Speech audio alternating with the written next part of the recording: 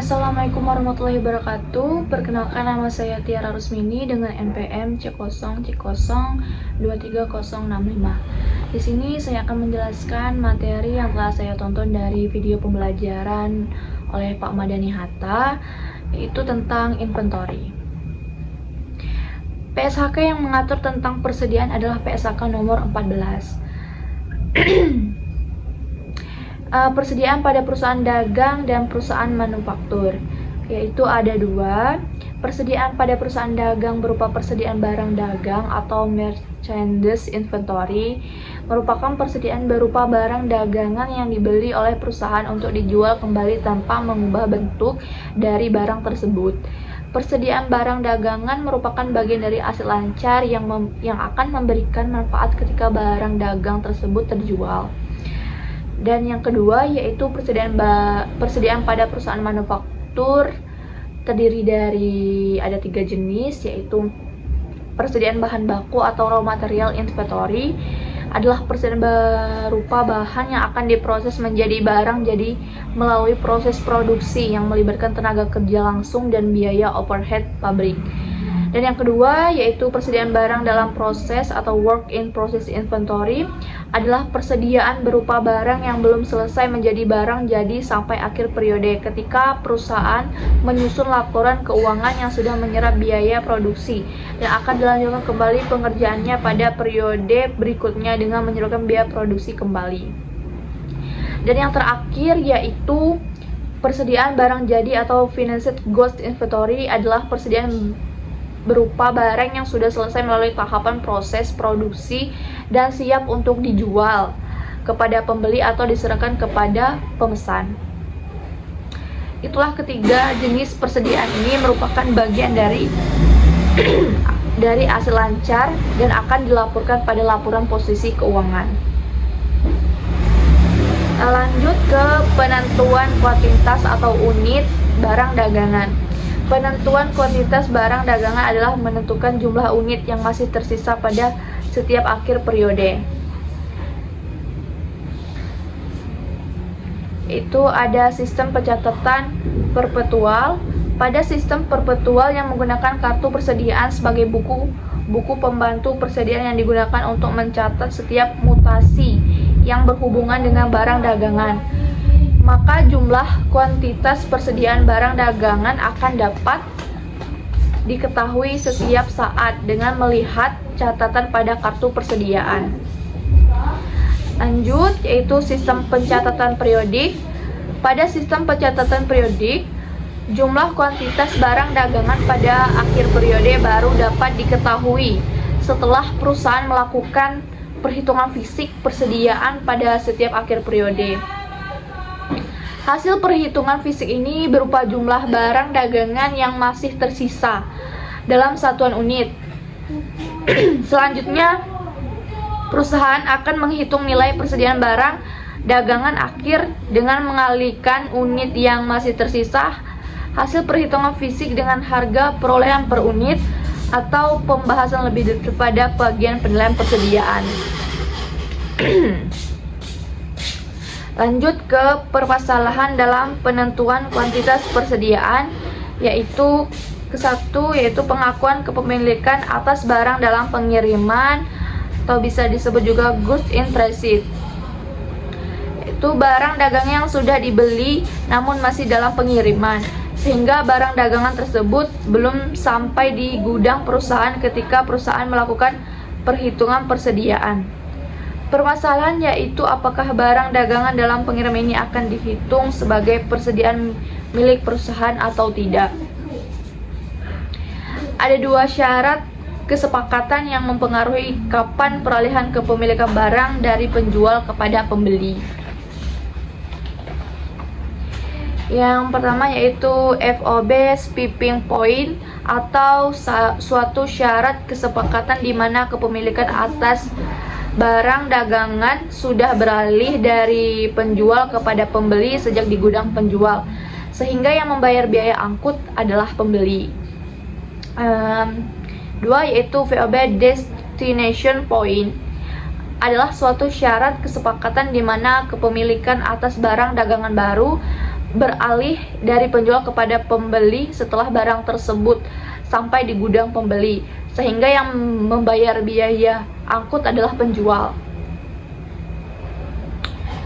Lanjut, barang konsinyasi. Barang konsinyasi adalah, atau disebut juga barang titipan, merupakan barang dagangan milik perusahaan lain atau orang lain yang dititipkan oleh mereka kepada perusahaan kita untuk dijual.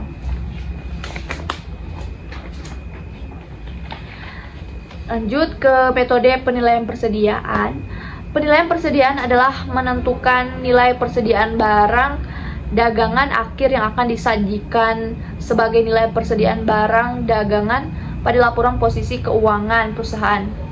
Di sini ada beberapa metode penilaian persediaan, yaitu yang pertama yaitu metode harga perolehan. Harga perolehan atas barang dagangan adalah semua pengeluaran yang dibayarkan oleh perusahaan untuk memperoleh barang dagangan sampai barang dagangan tersebut siap untuk dijual. Cara menentukan penilaian persediaan berdasarkan metode harga peroleh yaitu dengan yang pertama, identifikasi khusus. Biasanya digunakan perusahaan untuk jenis barang yang memiliki kode unik, misalnya mobil atau motor yang setiap unit memiliki nomor rangka mesin.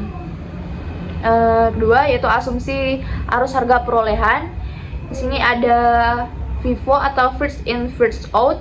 FIFO adalah asumsi arus harga perolehan di mana nilai persediaan barang dagangan akhir dihitung dengan mengalihkan unit yang tersisa dengan harga perolehan per unit, urut harga perolehan terakhir.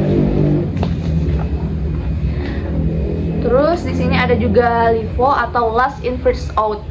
LIFO adalah asumsi arus harga perolehan di mana nilai persediaan barang dagangan akhir dihitung dengan mengalihkan unit yang tersisa dengan harga perolehan per unit, urut harga perolehan awal. Sedangkan harga pokok penjualan pada sistem periodik akan dihitung dengan mengurutkan harga perolehan atas barang yang terjual atau cost of goods available for sale dengan nilai persediaan barang dagangan akhir. Jika menggunakan sistem perpetual, maka harga pokok penjualan dihitung dengan mengalihkan unit yang terjual dengan harga perolehan per unit, urut harga perolehan terakhir. Lanjut, yang ketiga yaitu average method. Average adalah asumsi arus harga perolehan di mana nilai persediaan barang dagangan akhir dihitung dengan mengalihkan unit yang tersisa dengan harga perolehan rata-rata per unit. Sedangkan harga pokok penjualan pada sistem periodik akan dihitung dengan mengurangkan harga perolehan atas barang yang terjual, cost of goods available for sale, dengan nilai persediaan barang dagangan akhir. Jika menggunakan sistem perpetual, maka harga pokok penjualan dihitung dengan mengalihkan unit yang terjual dengan harga perolehan rata-rata per unit.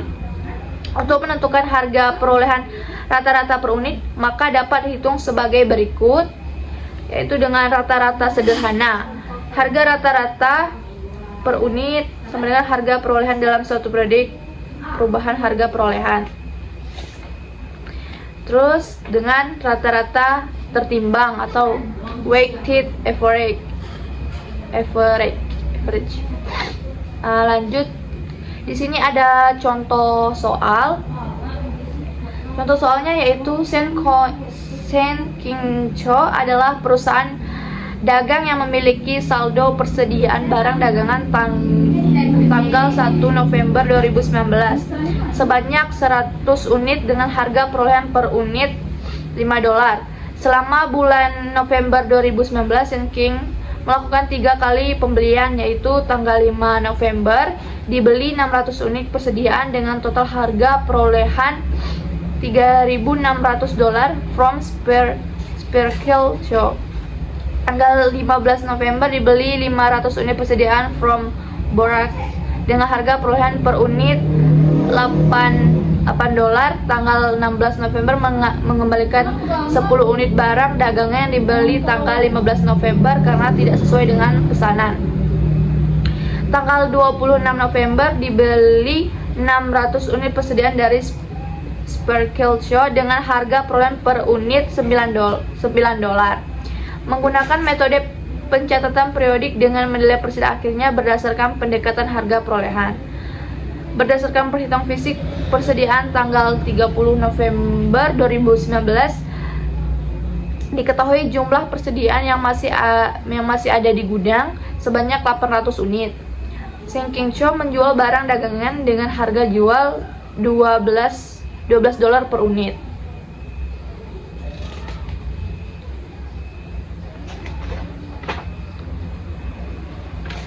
Menentukan nilai persediaan barang dagangan akhir dengan asumsi arus harga perolehan FIFO. Hasil perhitungan fisik persediaan menunjukkan bahwa jumlah barang dagang yang masih tersisa sampai tanggal 30 November 2019 adalah 800 unit.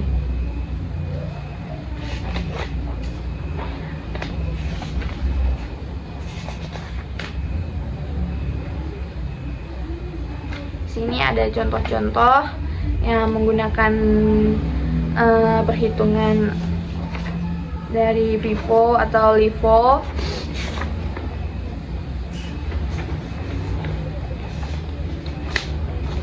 Baiklah, itulah yang bisa saya sampaikan dari materi inventory.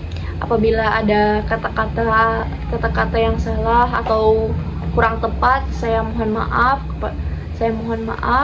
Saya akhiri, wabillahi taufiq walhidayah. Wassalamualaikum warahmatullahi wabarakatuh.